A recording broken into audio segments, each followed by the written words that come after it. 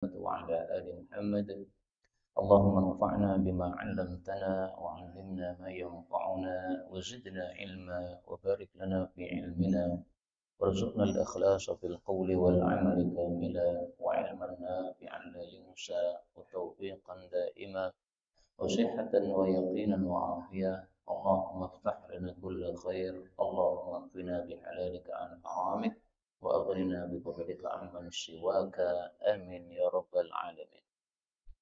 Alhamdulillah kaum muslimin rahimani wa rahimakumullah. Kita lanjutkan pengajian tafsir Quran sehari sehalaman dan kita sudah sampai pada surah Ar-Ra'd bagian terakhir pada halaman 255. أعوذ بالله السميع العليم من الشيطان الرجيم من همزه ونفخه ونفثه ويقول الذين كفروا لست مرسلا قل كفى بالله شهيدا بيني وبينكم ومن عنده علم الكتاب.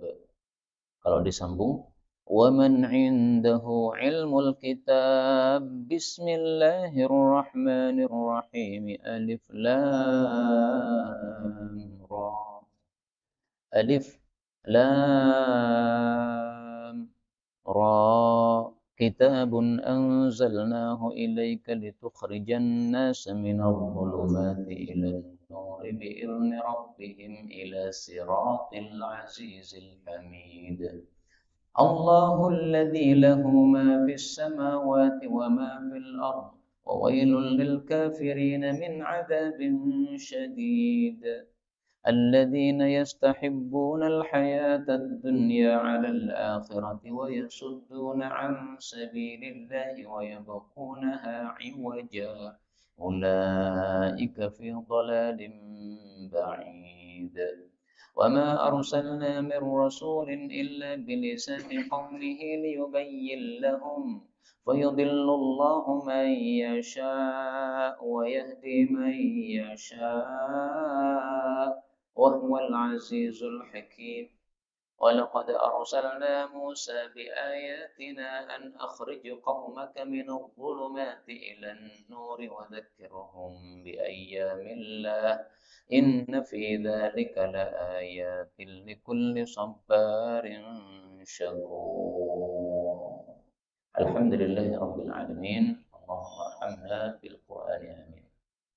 Pada ayat-ayat yang kita baca ini ada beberapa kata yang boleh dibaca dengan dua bacaan. Yang pertama pada ayat terakhir surat Ar-Ra'd ayat 43 Al-Kitab, ini kalau disambung dengan Bismillah maka bah ketemu bah ini boleh idgham.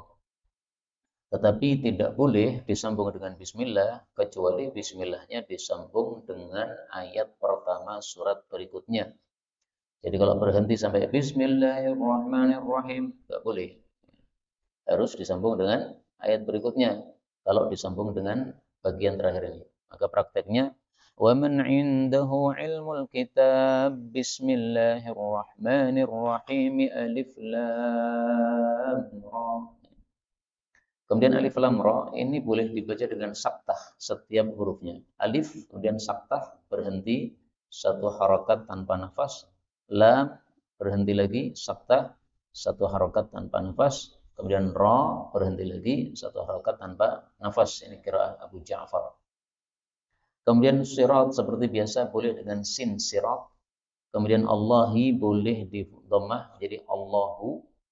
Kemudian pada ayat 4 wahwa ini haknya boleh disukun menjadi wahwa. Dan semua ini adalah qiraah mutawatirah yang sumbernya dari Rasulullah sallallahu alaihi wasallam. Adapun tafsirnya secara ringkas, Allah mengatakan pada surah Ar-Ra'd ayat terakhir. Wa yaqulu dan berkata alladzina kafaru orang-orang kafir. Lasta tidaklah kamu wahai Nabi mursala seorang yang diutus oleh Allah. Kamu bukan rasul, kamu palsu kamu. Qul katakanlah wahai Nabi, kafa cukuplah billahi Allah itu syahidan sebagai saksi baini antara saya wa bainakum dengan kalian. Waman dan orang yang indahu padanya ilmu kitab, ada ilmu kitab yaitu Taurat Injil, maka sudah cukup menjadi saksi bagi saya juga. Jadi maksud ayat ini, orang-orang kafir tidak percaya bahwa Nabi Muhammad itu nabi. Maka mereka mengatakan, lasta mursala, kamu bukan rasul. Kamu nabi palsu kamu. Alasannya apa? Alasan mereka karena tidak sesuai dengan keinginan mereka saja.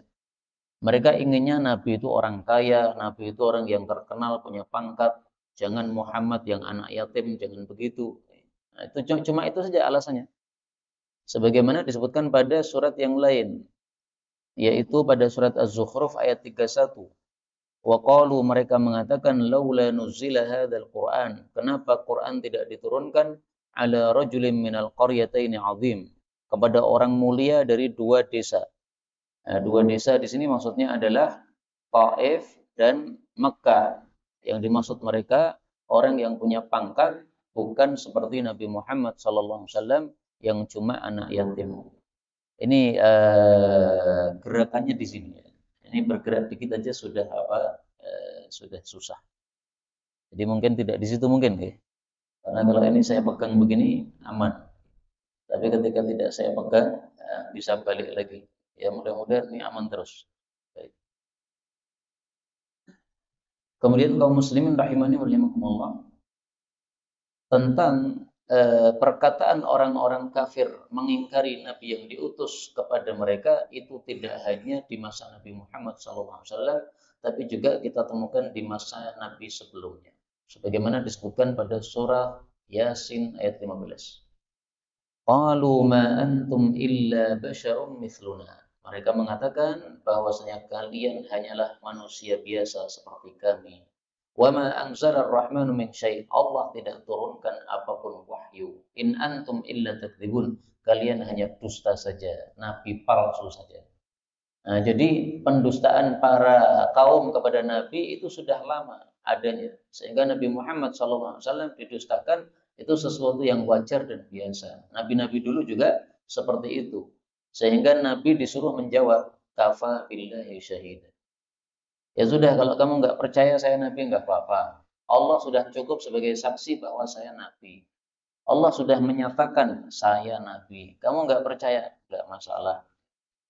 Saksi yang kedua selain Allah adalah waman indahu ilmu kitab.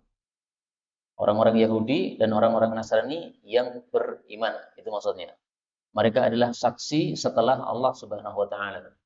Karena orang-orang yang beriman dari kalangan Yahudi Nasrani, mereka mengatakan dalam kitab kami Taurat Injil sudah ada berita tentang informasi Nabi Muhammad SAW. Sehingga mereka ketika masuk Islam, mereka menjabarkan dari kitab-kitab mereka bahwa Nabi Muhammad betul-betul seorang Nabi. Contohnya siapa? Contohnya adalah Abdullah bin Salam, sahabat Nabi yang asalnya dia pendeta Yahudi. Rasulullah bersabda, "Lau amana bi asyaratun minal yahud," kalau beriman kepada saya 10 saja dari tokoh Yahudi, la amana bil yahud, niscaya semua Yahudi akan beriman kepada saya. Hadis riwayat Bukhari. Artinya yang masuk Islam dari kalangan pendeta Yahudi itu bisa dihitung jari, nggak sampai 10. Maka Nabi bersabda, andai ada 10 sajalah tokoh Yahudi masuk Islam, pasti semua masuk Islam. Karena Yahudi itu sifatnya sukanya membebek saja. Apa yang dikatakan oleh kiainya diikuti. Mau benar, mau salah, nggak peduli. Nah, kita orang muslim jangan seperti itu. Kita mengikuti dalil, nahnu ummatud dalil. Kita adalah umat yang mengikuti dalil. Itulah makna wa man indahu ilmul kitab, yaitu orang-orang beriman dari kalangan ahli kitab. Sampai di sini sudah selesai surah Ar-Ra'd, lalu dilanjutkan dengan surah Ibrahim, boleh juga disebut surah Ibrahim. Karena Ibrahim ini dua qiraah yang mutawatirah, yang artinya sama, Abun Rahim, Bapak yang kasih sayang. Surat Ibrahim dimulai dengan Alif Lam Ra. Dan surat-surat yang dimulai dengan Alif Lam Ra ini ada beberapa surat. Yaitu ada 5 surat. Yunus, Hud, Yusuf, Ibrahim, Al-Hijr. Mulai dari surat 10 sampai surat 15. Urut ya, 10, 11, 12, yang tidak ada surat 13, kemudian 14, 15. Maka ini ada 5 surat, dimulai dengan Alif Lam Ra. Tafsiran Alif Lam Ra seperti biasanya, menurut mayoritas ulama tafsir, tidak ada yang tahu tafsirannya selain Allah. Sebagian ulama mengatakan alif itu simbol Allah, lam itu simbol Jibril, nah ra itu simbol Rasulullah sallallahu alaihi wasallam. Jadi turunnya Quran dari Allah lewat Jibril kepada Rasulullah sallallahu alaihi wasallam. Tapi tafsiran seperti ini kurang bagus karena taunya dari mana bahwa A itu simbol Allah. Maka lebih bagus tafsiran mayoritas para ulama ini tafsirannya tidak ada yang tahu selain Allah. Ini termasuk ayat-ayat mutasyabihat. Adapun maksudnya, kenapa ditampilkan ayat-ayat seperti ini? Maksudnya adalah tantangan kepada orang-orang kafir. Seolah-olah Allah mengatakan, Quran yang kalian katakan sebagai perkataan Muhammad, ini hurufnya sama dengan huruf yang kalian pakai. Ada alif, ada lam, ada ra. Nah, kalau betul dakwaan kalian bahwa Quran ini buatan Muhammad, coba buat tandingannya. Kalau bisa. Tapi ternyata mereka tidak bisa membuat tandingannya. Berarti menunjukkan bahwasanya betul-betul Quran ini kalam Allah, bukan perkataan Nabi Muhammad sallallahu alaihi wasallam. Karena itu kalau ada ayat-ayat seperti ini, pasti setelahnya itu bicara tentang Quran. Seperti di sini, kitabun, ini adalah satu kitab, yaitu ini Quran adalah satu kitab. Anzalnahu, yang kami telah menurunkannya ilaika kepada engkau wahai Nabi. Tujuannya apa? Litukhrijan nas, supaya engkau keluarkan para manusia minal zulumati, dari kesesatan-kesesatan, kegelapan-kegelapan maksudnya kesesatan, ilan nuri, kepada sinar maksudnya petunjuk, bi ilmi rabbihim, dengan izin pemelihara mereka, ila siratil azizil hamid, kepada jalannya zat yang maha gagah, yang maha terpuji. Maha gagah maksudnya tidak bisa dikalahkan, maha terpuji maksudnya semua perbuatannya baik, berhak dipuji. Jadi setiap ada ayat-ayat yang seperti ini, alif lam ra, alif lam mim, atau dan yang lain-lainnya yang semakna, itu pasti setelahnya bicara tentang Quran. Karena tujuannya alif lam ra ini tadi untuk menantang orang-orang kafir. Buktikan bahwasanya Quran itu ucapan Muhammad dengan cara kamu buat seperti Quran, tandingannya. Ternyata nggak bisa sama sekali. Dari ayat ini kita ambil beberapa faedah. Faedah yang pertama, kitab ini adalah nama lain dari Al-Quran. Dan namanya Al-Quran sangat banyak, dan seperti sudah sering disampaikan, sesuatu yang mulia oleh orang Arab dikasih nama dengan nama yang banyak. Quran ini mulia, maka dikasih nama dengan nama yang banyak. Faedah kedua, anzalna, kami telah menurunkan Quran, menunjukkan bahwa Allah di atas. Dan ini akidah salafus saleh. Allah itu fis sama, di atas langit. Ibnul Qayyim mengatakan ada 1000 ayat yang menunjukkan bahwasanya Allah itu di atas. Salah satunya ayat ini. Quran ada 6.666 ayat. Nah, ayat yang menunjukkan Allah di atas itu 1000 ayat. Di seperenamnya Quran. Maka yang tidak percaya bahwa Allah di atas itu tidak mengikuti keyakinan as-salafus saleh, para sahabat tabi'in dan tabi'ut tabi'in. Di sini Allah mengatakan dulumat, kegelapan-kegelapan, berarti jamak, an-nur, sinar, yaitu satu, berarti mufrad. Ini menunjukkan bahwa petunjuk itu cuma satu, tidak beraneka ragam. Maka petunjuk ya cuma satu, yaitu Islam.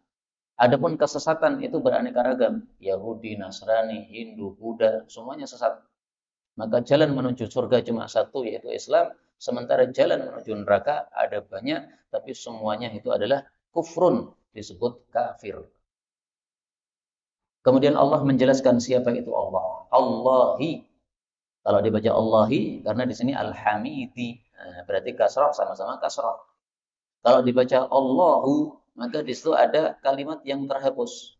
Maksudnya huwallahu. Dia itu adalah Allah. Alladzi, dzat yang, lahu, baginya, ma fis samawati, apa saja yang ada di langit-langit, wa ma fil ardi, dan apa saja yang ada di bumi. Wa wailun, dan binasa, lil kafirin, bagi orang-orang kafir, min adzabin syadid, dari sebab siksaan yang dahsyat, maksudnya neraka. Maksud ayat ini adalah bahwasanya Allah yang menurunkan Quran itu adalah zat yang menguasai semua yang ada di langit dan bumi. Menguasai maksudnya tidak ada sesuatu yang terjadi di atas muka bumi dan di langit kecuali dengan kehendak Allah Subhanahu wa taala. Ada hujan ini karena kehendak Allah. Ada gempa ini karena kehendak Allah. Ada angin ini karena kehendak Allah. Apapun yang terjadi. Termasuk mic ini kadang mati, kadang hidup. Ini atas kehendak apa? Allah Subhanahu wa taala. Jadi santai saja. Udah, itu sudah kehendak Allah. Santai aja nih, enggak apa-apa. Kemudian Allah Subhanahu wa taala mengancam orang-orang yang tidak mau iman kepada Allah. Allah sudah sehebat itu kok tidak mau iman, maka Allah ancam wailun. Wailun itu artinya halakun, binasa. Binasa kenapa? Karena masuk neraka. Dan wailun itu ada juga yang menafsirkan itu nama satu lembah dalam neraka jahanam. Hadisnya sudah sering kita ditampilkan terus biar hafal. Wailun wadin fi jahannam. Wail adalah lembah dalam neraka jahanam. Yahwi fihil kafir, orang kafir masuk padanya arba'ina kharifan selama 40 tahun sebelum menyampai ke dasarnya. Hadis riwayat Tirmidzi. Dan kata-kata 40 tahun ini menurut para ulama ini adalah lil mubalaghah untuk menunjukkan banyaknya. Tidak harus betul-betul 40 ya. Bisa lebih, bisa kurang, pokoknya banyak. Seperti orang Indonesia mengatakan peng seket puntet ya, orang Jawa mengatakan peng seket puntet tidak harus 50 kali. Kemudian ayat ketiga Allah Subhanahu wa taala menjelaskan siapa orang-orang kafir. Ciri-cirinya bagaimana? Alladzina orang-orang yang yastahibbuna mereka menyukai, maksudnya memilih al-hayatad dunya kehidupan dunia alal akhirah daripada akhirat. Ini sifat yang pertama orang kafir. Pilih dunia daripada akhirat. Sehingga kalau orang pilih dunia daripada akhirat, dia tidak peduli halal haram, ambil saja. Pokoknya ini pekerjaan hasilnya banyak, maka masuk dia. Tapi kalau orang beriman tidak. Orang beriman melihat ini halal atau haram. Kalau halal, meskipun sedikit, maka diambil. Kalau haram, meskipun banyak, maka ditinggalkan. Kenapa? Karena nanti akan berpengaruh di akhiratnya kalau memakan sesuatu yang haram. Maka salah satu tanda orang yang beriman itu meninggalkan yang haram. Dan salah satu tanda orang-orang kafir itu tidak peduli halal haram. Rasulullah Shallallahu Alaihi Wasallam bersabda bahwasanya rizki itu mengejar kita. Innar rizqa, sesungguhnya rizki, la yatlubul abda, mengejar hamba. Aktsar mimma yatlubuh ajalu. Lebih banyak daripada maut atau kematian mengejar dirinya. Hadis riwayat Tabarani. Jadi rizki itu sudah ditetapkan oleh Allah. Maka rizki akan mengejar kita. Sehingga kenapa cari yang haram? Sudah ditetapkan rizki oleh Allah Subhanahu wa taala. Ini keyakinan orang beriman yang menyebabkan mereka tidak memilih dunia daripada akhirat. Sifat yang kedua, wayasudduna, dan mereka menghalangi manusia an sabilillah, dari jalan Allah, yaitu agama Islam. Wayabghunaha, dan mereka mengharapkan agama Allah itu iwajan, menjadi bengkok, menjadi tidak lurus, akhirnya ditinggalkan oleh para manusia, sehingga mereka memunculkan di masyarakat bahwasanya Islam itu teroris dan sebagainya. Itu karena mereka yabghunaha iwajan. Islam kalau diperhatikan agamanya sangat bagus, sangat lurus, sangat indah. Mereka mengharapkan bahwasanya Islam itu jangan tampak lurus begitu. Islam itu ditampilkan sebagai sesuatu yang jelek, yang terorisme, yang buruk, yang ngeri. Akhirnya mereka memunculkan isu-isu itu. Menyuruh orang untuk ngebom di sana. Kemudian ditampilkan dia pakai sorban, dia pakai jenggot panjang dan sebagainya. Sehingga orang taunya koknya kalau jenggotan berarti dia suka ngebom. Nah, itu adalah trik-triknya orang-orang kafir. Orang-orang beriman sudah paham seperti ini, bahwa itu hanya trik-trik belaka, tidak hakikatnya itu betul-betul orang beriman yang melakukan. Itu hanya modus saja yang mereka lakukan seperti itu. Sabilillah diartikan Islam. Kenapa? Karena Islam itu menghantarkan kita menuju kepada Allah. Jadi kalau kita beragama Islam, maka nanti terakhir akan ketemu Allah. Nah, maka disebut agamanya Allah karena menghantarkan kepada Allah Subhanahu wa taala dalam surga. Kemudian Allah mengatakan ulaika, mereka itu fi dhalalin, di dalam kesesatan, ba'idin, yang jauh. Jauh maksudnya jauh dari kebenaran. Karena kesesatan itu kebalikan dari kebenaran. Berarti kalau kesesatan pasti jauh dari kebenaran. Dalilnya bahwasanya semua yang selain kebenaran adalah kesesatan, kalam Allah dalam Al-Quran. famada ba'dal haqqi illa dhalal. Surat Yunus ayat 32. Maka tidak ada setelah kebenaran kecuali pasti kesesatan. Karena itu ayat ini salah satu dalil bahwasanya kita wajib pelajari Quran. Karena kalau kita tidak pelajari Quran, pasti sesat, pasti. Yang mengatakan pasti bukan saya, tapi Rasulullah Sallallahu Alaihi Wasallam. Saya tampilkan sabda Nabi Sallallahu Alaihi Wasallam bahwasanya kalau kita tidak pelajari Quran, maka kita akan sesat. Rasul Sallallahu Alaihi Wasallam bersabda, Inni tarikun fikum ma in tamassaktum bihi lan tadillu ba'di. Saya tinggalkan untuk kalian sesuatu yang kalau kalian pegang teguhi tidak akan sesat setelah saya mati. Berarti kalau dibalik, kalau tidak berpegang teguh dengannya, maka pasti sesat. Nah, yang pertama adalah Quran, yang kedua adalah As-Sunnah. Ini hadis sahih, riwayat Hakim dan sebagainya. Karena itu kaum muslimin rahimani wa rahimakumullah, niatkan mempelajari tafsir Quran ini sampai khatam, sampai 30 juz.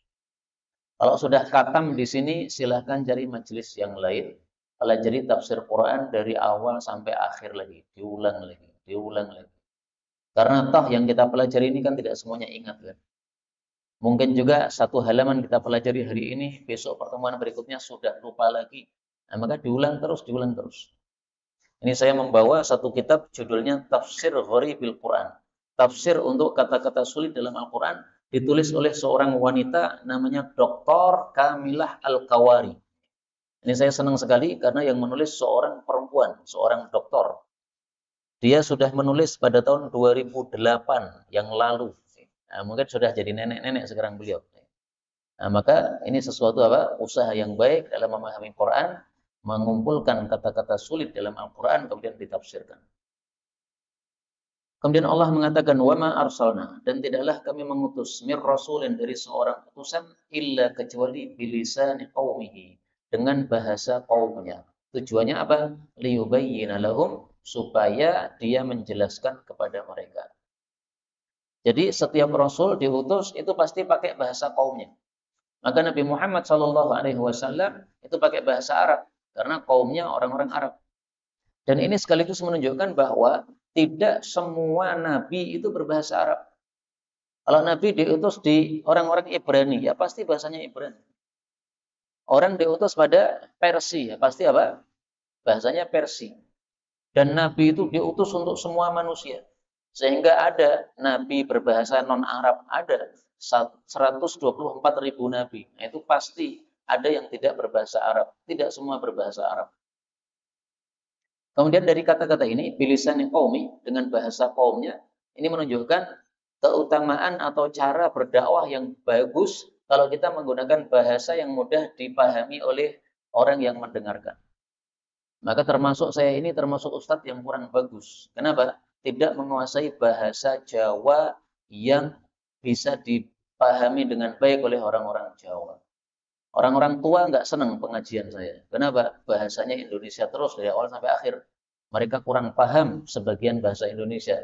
Mestinya pakai bahasa Jawa halus sehingga semuanya mereka paham. Tapi kalau di sini ya lebih bagus pakai bahasa Indonesia karena pendengarnya heterogen, campuran. Ada yang dari Sunda, ada yang dari Jawa dan sebagainya. Fayudillullah, lalu Allah menyesatkan mayyasha, orang yang dia kehendaki, wa yahdi, dan Allah menunjuki mayyasha, orang yang dia kehendaki. Wa huwa, dan dia Allah itu al-aziz yang maha gagah, al-hakim yang maha bijaksana.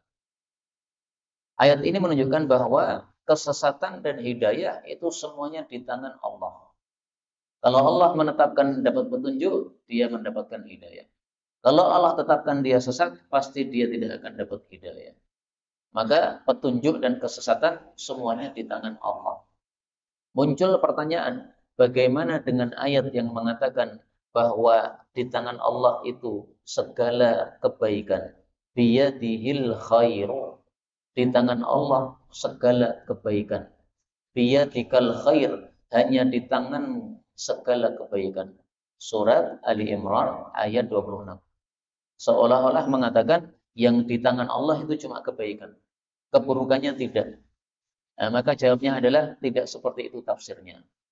Tafsirnya adalah ketika disebutkan kebaikan, maka otomatis keburukan pun masuk. Karena kebalikan dari kebaikan adalah keburukan. Maka kalau kebaikan di tangan Allah, berarti keburukan juga di tangan. Dan ini salah satu tata cara orang Arab menyampaikan satu kalimat dengan ringkas tapi sudah bisa dipahami. Mereka memang suka meringkas kata yang sudah bisa dipahami. Contoh yang lain, Allah mengatakan tentang baju pada surat An-Nahl ayat 81, bahwasanya baju itu taqikumul harra, menjaga kalian dari panas. Apakah baju cuma menjaga dari panas? Tidak, panas dan dingin. Tapi disebutkan panas sudah cukup, karena dingin itu kebalikannya. Berarti kalau baju bisa menjaga panas, juga bisa menjaga dari dingin. Demikian juga di sini tadi, biyadikal khairu innaka ala kulli syai'in qadir. Inilah akidah Ahlus Sunnah wal Jamaah bahwa Allah itu menguasai semua kebaikan dan keburukan. Semuanya di tangan Allah. Ayat terakhir. Walaqad dan sungguh-sungguh arsalna kami telah mengutus Musa, Nabi Musa bi ayatina dengan ayat-ayat kami, maksudnya mukjizat-mukjizat kami. Musa artinya adalah air dan pohon. Mu artinya air, sa artinya pohon. Tapi ini bukan bahasa Arab. Bahasanya orang mana, Ibrani atau mana, nggak ngerti saya. Nabi Musa disebut Musa karena ditemukan di antara air dan pohon.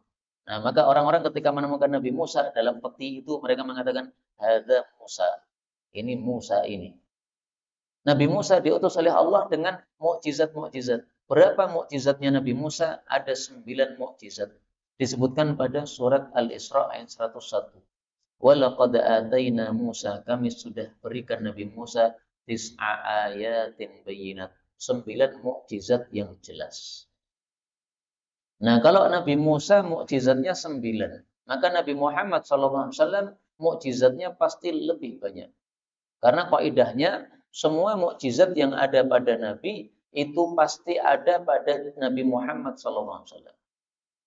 Contohnya, Nabi Musa pukul batu keluar air. Maka Nabi Muhammad SAW masukkan tangannya ke dalam wadah, keluar air dari jari-jarinya. Dan ini mukjizat Nabi lebih indah. Karena kalau batu keluar air itu sudah biasa. Di Cokro itu juga ada batu atau bumi keluar air, ya kan? Tapi kalau jari keluar air, nggak ada contohnya selain Nabi Muhammad SAW. Nabi Isa bisa menghidupkan orang mati. Nabi Muhammad SAW lebih hebat lagi, menghidupkan orang-orang yang mati hatinya. Kalau Nabi Isa menghidupkan orang yang mati badannya. Manusia kan ada jasmani, ada rohani kan. Nah, kalau jasmani dihidupkan itu sesuatu yang biasalah. Kalau rohaninya dari mati dihidupkan, itu lebih utama.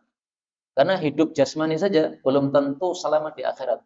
Tapi kalau hidup rohani, maka itu tentunya selamat di akhirat.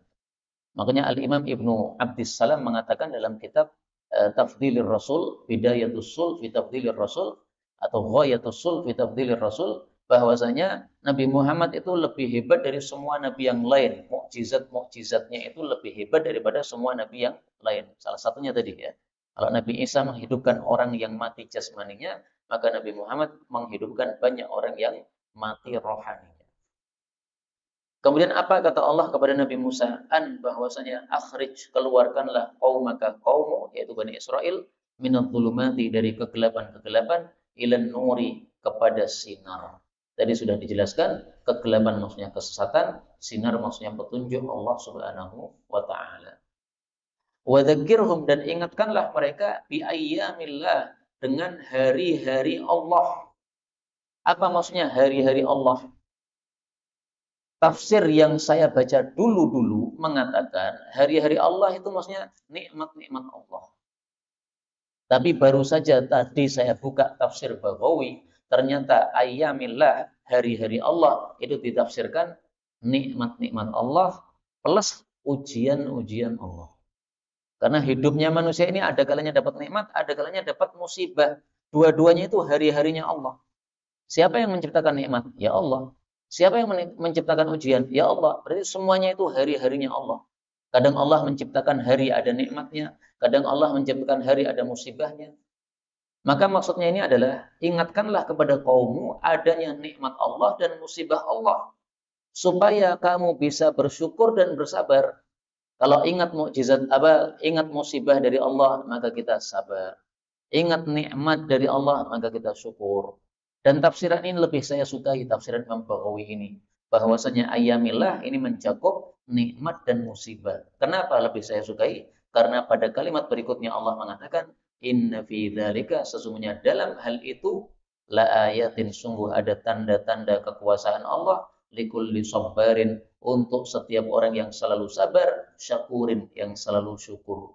Nah, di sini disebutkan dua sifat, sabar dan syukur. Berarti ayamillah tadi mencakup nikmat dan musibah. Coba kita cek ya di dalam kitab tafsir Ghalibil Quran, ini karena kitabnya baru saja saya beli, jadi belum buka-buka. Di sini ayamillah itu apa? Ayyamillah yang dimaksud adalah waqa'i'uhu fil umam. Kejadian-kejadian yang diciptakan oleh Allah pada umat-umat terdahulu. Wa hawadithuhu syadidah, dan kejadian-kejadian yang dahsyat, asyamilah lin ni'am wan niqam, yang mencakup nikmat-nikmat dan musibah-musibah. Maksudnya ilhum, nasihati mereka, bit targhib wat tarhib, supaya mereka itu mengharap nikmat Allah dan takut terhadap siksa Allah. Wa hadithhum bima waqa'a lahum wa liman qablahum, dan ceritakanlah kepada mereka sesuatu yang sudah terjadi pada mereka sendiri dan umat terdahulu, minan ni'am wan niqam, baik nikmat maupun musibah, maupun siksa, liyakuna dzalika ablagha fit ta'thir, supaya hal itu lebih dahsyat, membekas dalam hati mereka. Nah, ternyata tafsirnya Syekhah Dr. Kamilah Al-Qawari ini sesuai dengan tafsiran Imam Baghawi. Jadi ayyamillah, hari-hari Allah, ini maksudnya kejadian-kejadian yang dialami oleh Bani Israel maupun umat-umat terdahulu, ada kalanya musibah atau azab, ada kalanya nikmat, maka hendaklah semuanya diingat-ingat. Kalau mengingat nikmat, kita tambah syukur. Mengingat musibah, kemudian kita sekarang sudah berhenti dari musibah tadi, kita akan apa? Bersabar plus bersyukur. Kaum muslimin rahimani wa rahimakumullah. Menurut Imam Baghawi, yang dimaksud sabarin syakur itu adalah kita ini orang-orang beriman. Kenapa? Kata beliau, karena yang punya sifat sabar dan syukur sekaligus itu adalah orang beriman. Jadi maksud ayat ini, bahwasanya musibah dan nikmat itu menunjukkan kekuasaan Allah bagi setiap orang beriman. Kita termasuk orang beriman. Maka marilah kita bersabar dan bersyukur terhadap nikmat dan musibah dari Allah Subhanahu wa taala. Saya tampilkan di sini hadis yang menunjukkan, yang menguatkan tafsirannya Imam Baghawi ini. Rasulullah bersabda, "Ajaban li amril mu'min." Sungguh mengherankan, sungguh menakjubkan perkaranya orang beriman. Inna amrahu kullahu lahu khair. Sesungguhnya urusannya menjadi kebaikan baginya. Walaysa dzalika li ahadin illa lil mu'min. Itu tidak terjadi kecuali untuk orang beriman. In asabathu sarra syakara. Kalau dia mendapatkan nikmat dia bersyukur. Wa kana khairallah, menjadi kebaikan untuknya. Wa in asabathu dharra sabar. Kalau dia tertimpa musibah, dia sabar. Fa kana khairallah, maka itu menjadi kebaikan untuknya. Jadi sabar dan syukur ini sifat wajib bagi orang-orang yang beriman. Terakhir sebagai penutup, kata-kata sabar dan syakur ini diulang oleh Allah Subhanahu wa taala di dalam Al-Qur'an sampai 4 kali. Salah satunya pada surat Ibrahim ini menunjukkan pentingnya sabar dan syukur sehingga diulang-ulang oleh Allah Subhanahu wa taala dalam Al-Qur'an. Inilah yang dapat dipelajari betul dari Allah. Kalaupun ada salahnya, fa astaghfirullahaladzim li wa lakum. Walhamdulillahirabbil alamin.